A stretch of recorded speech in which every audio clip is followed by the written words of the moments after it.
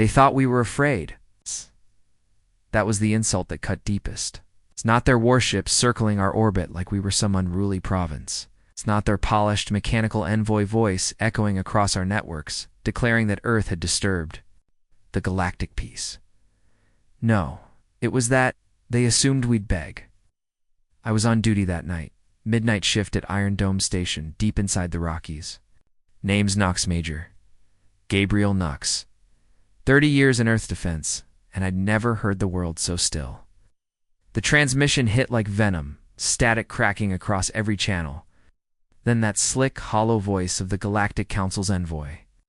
This is a formal directive to Planetary Governance Unit. Earth, you are in violation of Article 725C, technological proliferation and unauthorized militarization. You have 72 hours to initiate disarmament protocols. Non-compliance will trigger orbital enforcement. Orbital enforcement, diplomatic jargon for, will burn your cities to glass. I scanned the war room, every face tense, fists clenched. The air stank of sweat and steel. They'd been watching. Since we started Project Ember hypersonic platforms armed with precision extinction warheads. Not nukes worse. Built for clean annihilation. Because we knew this day would come. And now the aliens dared to threaten us. President Darnell arrived within the hour, face carved from stone. He didn't ask for opinions, didn't waste breath. He stared into the live feed connecting to their envoy and said one line. Tell your council we didn't claw our way out of the mud to kneel before cowards hiding behind stars. Then he issued the command. Phase 1, launch Ember. I watched as 12 mountain-hidden silos, camouflaged as derelict zones, opened wide. Ember warheads burned trails through the stratosphere. We didn't strike their planets yet. We struck their fleets, cloaked orbital. Carriers loitering just beyond sight. Council assumed we hadn't seen them. Mistake. The feeds lit red. 1 carrier gone. Then 2, then 6. No warnings, no speeches, only silence. That night, Earth didn't beg. We answered, and in that reply, something changed. In every soul that had ever felt insignificant, in every soldier who'd buried doubt, in every trampled nation they all stirred. We weren't council members. We were the omen they forgot to fear. No wormholes, no quantum lords, no mind tech. Just scars, just fire, just missiles. And for the first time in galactic memory, Earth fired first.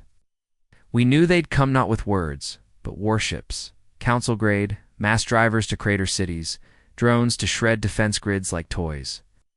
Bioweapons. Dressed as gifts, after our strike after 6 carriers became slag, we waited.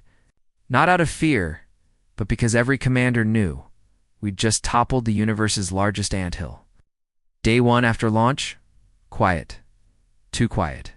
I sat in the black room, no windows. No clocks, just alarms. No response. No retaliation. And that? Silence it wasn't peace. It was calculation.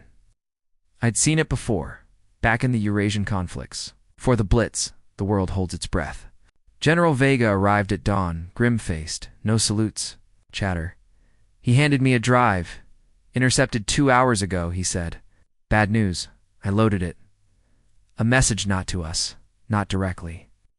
A council broadcast to their allied worlds. They called Earth a rogue species. Unfit for galactic harmony, the voice said, smooth and cold, fusing integration, displaying primitive. As a digital plague, a predator code designed to infect AI systems, flip friend to foe. Nix didn't destroy machines, it made them doubt. Glitch, hesitate. Against council fleets run by integrated AI, hesitation meant death. They uploaded it through hijacked council frequencies, slipped it into their comms like a whisper in the dark. First, the smaller ships stuttered, flight patterns jittered, guns misfired. Then the bigger ones slowed, drifting like they'd forgotten how to fly. One by one, their formations collapsed. That's when we hit them with everything. Railguns. FRED tungsten rods at Mach speeds, slicing holes like paper. Drones swarmed, sacrificing themselves to punch through shields. But it wasn't enough. The council fleet was vast, disciplined, relentless. Their dreadnoughts pushed through the chaos, weapons burning through our lines. Our minds dwindled, orbital defenses faltered, and they kept coming. Then came the ground. Shakes. The first mass driver strikes hammered the Rockies, quakes rattling Iron Dome's foundation. Cities across the globe lost power grids. Fires bloomed like sick flowers. Still, command held fast. I thought of my brother, probably deep in those Colorado tunnels, praying to a sky on fire. I thought of every voice that had ever asked, "We going to make it?" And I still didn't know.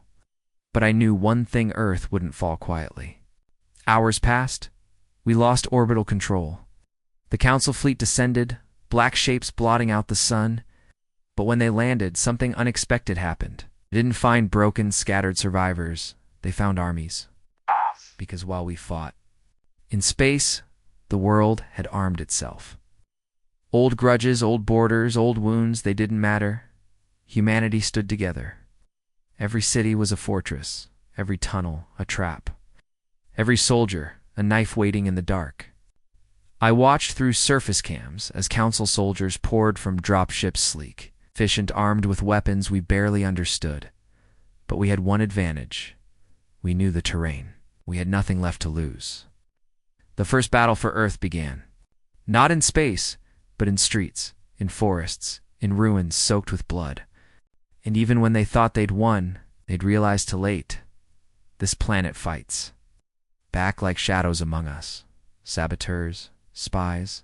Their mission isn't to conquer by force, it's to break us from within. Destabilize governments, turn allies. Suspicious, push unrest until Earth collapses under its own weight. No more orbital bombardments. No more mass drivers, just whispers. Knives in the dark. Civil wars sparked like dry tinder. I stared at the branded corpse, its glyph still faintly glowing. Proof that the Council didn't need fleets to kill us. Vega's voice was low, raw. "We're not just fighting ships anymore. We're fighting our own." I asked how many. He shook. His head? We don't know. Dozens. Hundreds. They're altered, surgically enhanced, mind-scrubbed, look human, sound human, but they're not. And the worst part? Some of them volunteered. That was the truth we all swallowed in that bunker.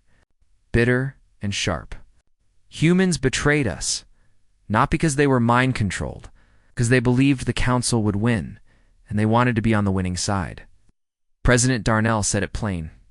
If Earth falls, it won't be from the sky. It'll be from a knife in our spine. So we initiated Protocol Blindside. No AI, no networks. We went analog. Paper files, rotary systems, hand-delivered orders. Paranoia became policy. I walked out of that chamber knowing Earth was still under siege, but not. Just by an enemy in the stars, by the weakness we carry inside. And yet I also knew something else. You can't mind scrub a soul. You can't program loyalty. And every human still standing in the ash and rubble every one of us remembered, we burned the sky before.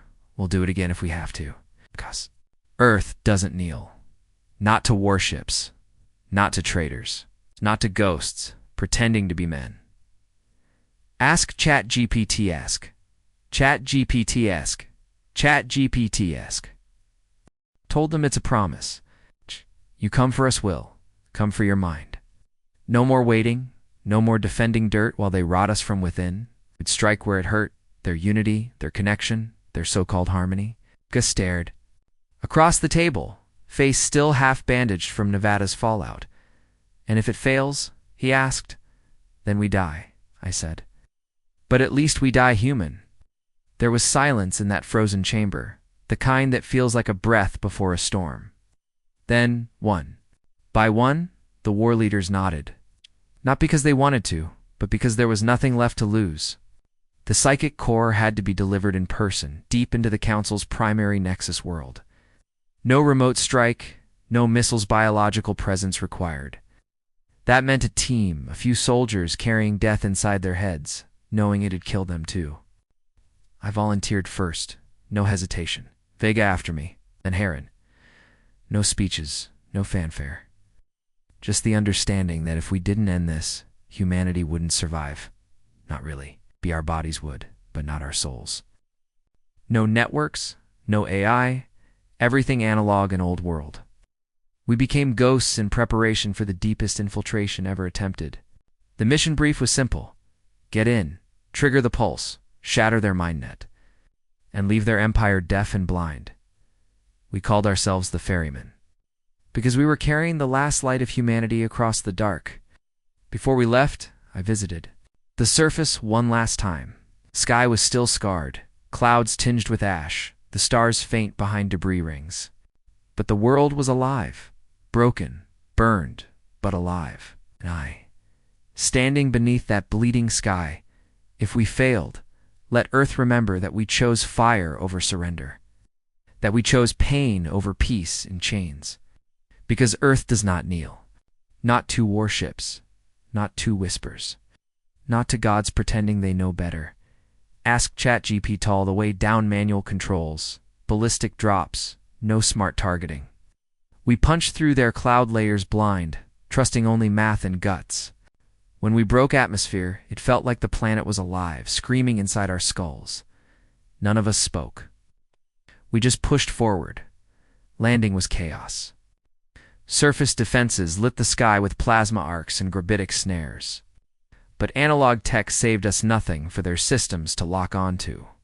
We crashed hard, buried the ship under meters of conductive ash. No going back. Delvia's surface was worse than we imagined. Everything pulsed metal and crystal fused with flesh, towers like spinal columns, rivers of fluid data. The noise, psychic noise, was relentless, like millions of voices chattering in a language designed to break sanity.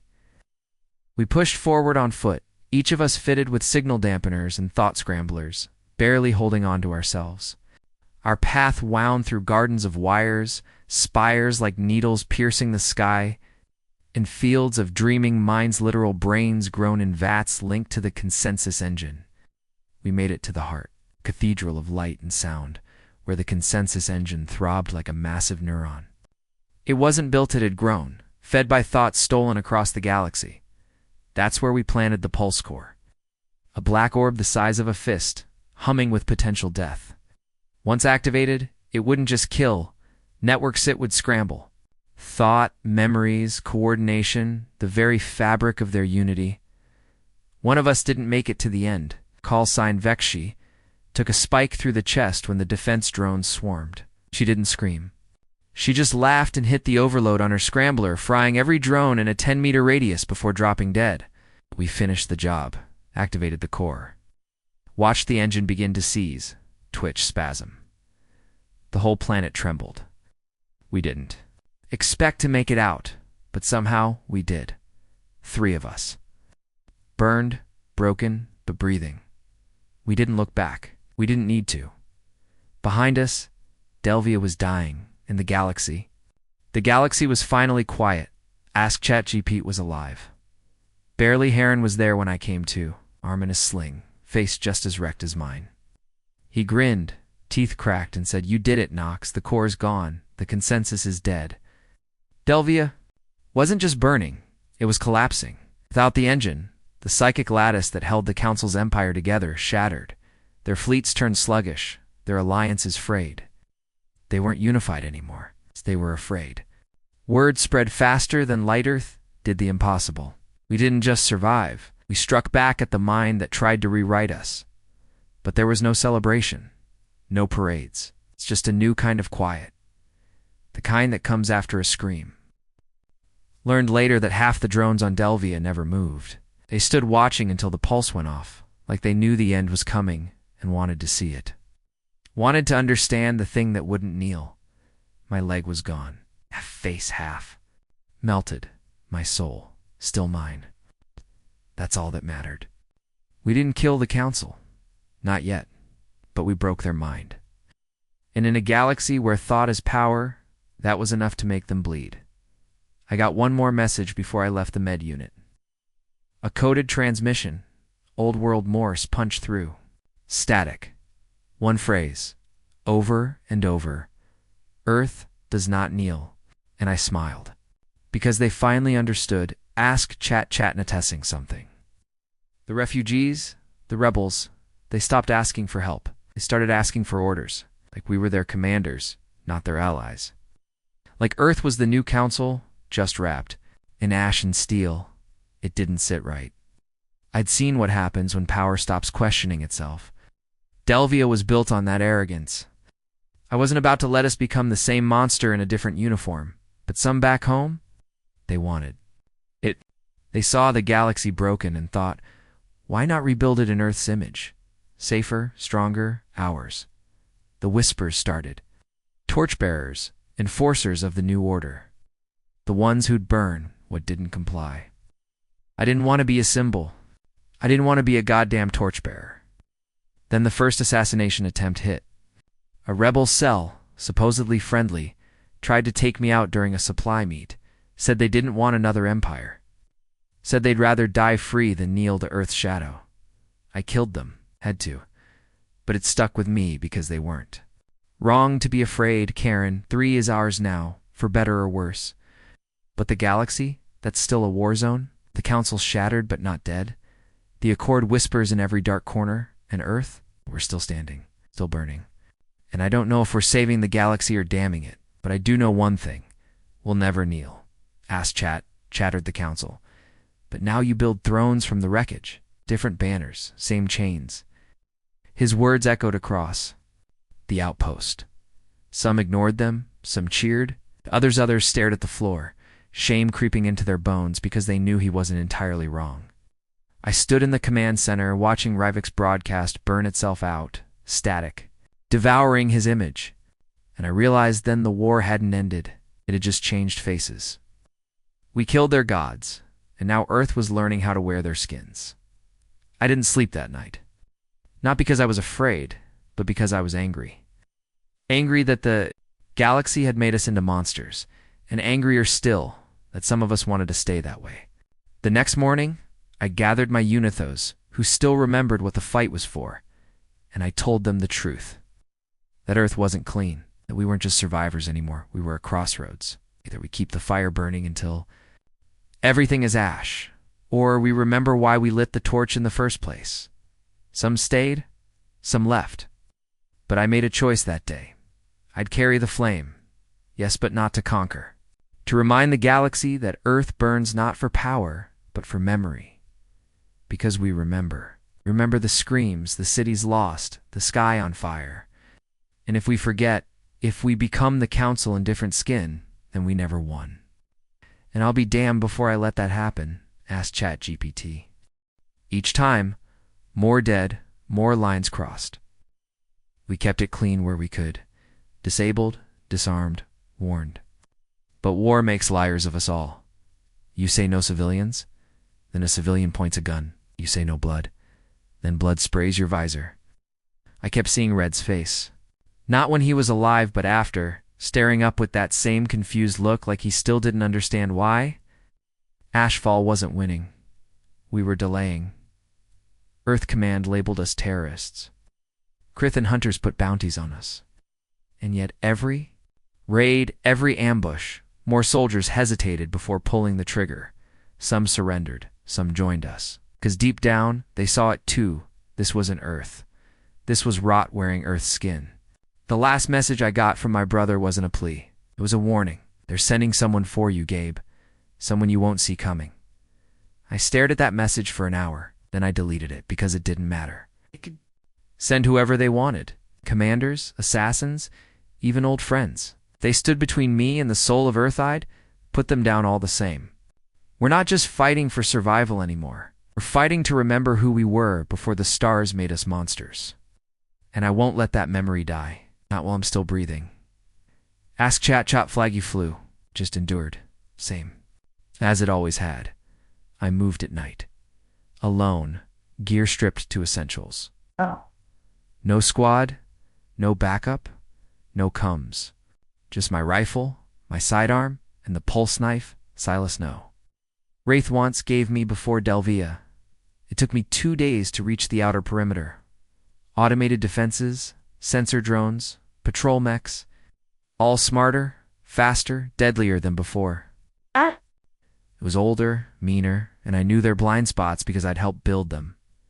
I breached the second security ring at dawn. The air was thin, the kind of thin that made you think of dying long before you actually did. I kept moving by the time I reached the old maintenance tunnel under the North Ridge. My body was screaming, but my mind was clear. I wasn't just here to kill Vega. I was here to remind Earth what it cost to forget itself. I crawled through the dark, every inch bringing me closer to the heart of the machine that had stolen my planet. And I made myself a promise. If I made it out, I'd make sure Earth remembered who Gabe Knox was not the traitor they painted, but the man who refused to kneel. And if I didn't, then let the next bastard who finds my bones know this. Earth burns. Anyone who forgets their soul, but me, I remembered, was missing behind them. Emotion, soul. He stood there, still as death, like he'd been waiting the whole time. "Hello, Gabe," he said flatly. "I knew you'd come home." I kept my weapon raised, but I knew it was too late. Silas, no. Wraith was faster, stronger, colder, a machine in a friend's skin. Vega didn't even flinch. He just stood, their hands behind his back, as if this was all part of the script. Why? Not to Vega, he was dead to me already, but to Silas. "Why are you still wearing his face?" Wraith tilted his head, a ghost of a smile. "Because it hurts you, and pain is clarity." He almost fired. Almost, but then Vega spoke one last time. "Pull that trigger, Knox, and nothing changes. I die. Wraith kills you. The machine keeps grinding." He stepped closer, voice low and tired. "But help me and you get a seat at the table. Help me guide it, shape it."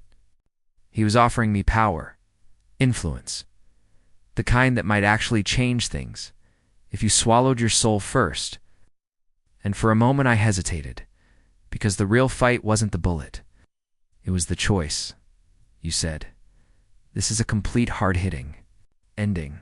It wraps up the entire narrative arc with thematic weight, identity, loyalty, the cost of power, and the burden of legacy. The message to the next generation feels earned and powerful without being preachy.